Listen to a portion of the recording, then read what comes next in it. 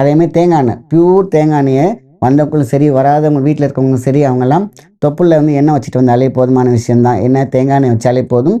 உடம்பு ப்ரொடெக்ஷன் கிடைக்கும், இம்யூனிட்டி நல்லா இருக்கும். நம்ம அந்த அம்மை தழும்பு வருது பார்த்தீங்களா, அது வரதுக்கு முன்னாடி எதுவும் போட தேவையில்லை. நல்லா காஞ்சிருச்சு, அது தண்ணிலாம் விட்டுட்டாங்க அப்படிங்கிற பட்சத்தில் ரெட் சாண்டில், அதாவது ரத்த சந்தனம் சொல்லுவாங்க, அதை தண்ணியில் மிக்ஸ் பண்ணி இல்லைன்னா பன்னீரில் மிக்ஸ் பண்ணி எங்கெங்கெல்லாம் ஸ்கேர் இருக்க போட்டோம்னா ஆட்டோமேட்டிக்காக என்னாகும், அந்த கருமை மறைஞ்சு பழைய ஸ்கின் நல்லா வர ஆரம்பிக்கும், மெலோனின் பேலன்ஸ் ஆக ஆரம்பிக்கும். அதனால் இதை பற்றியில் எதுவுமே கவலைப்படாமல் க்யூருக்காக விஷயங்களை மட்டும் கான்சன்ட்ரேட் பண்ணாலே போதுமான விஷயந்தான்.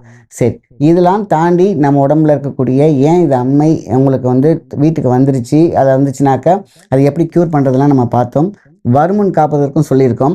வந்தால் சில பேர் பயப்படுறாங்க, சைக்காலஜிக்கலாக பயப்பட வேண்டாம்.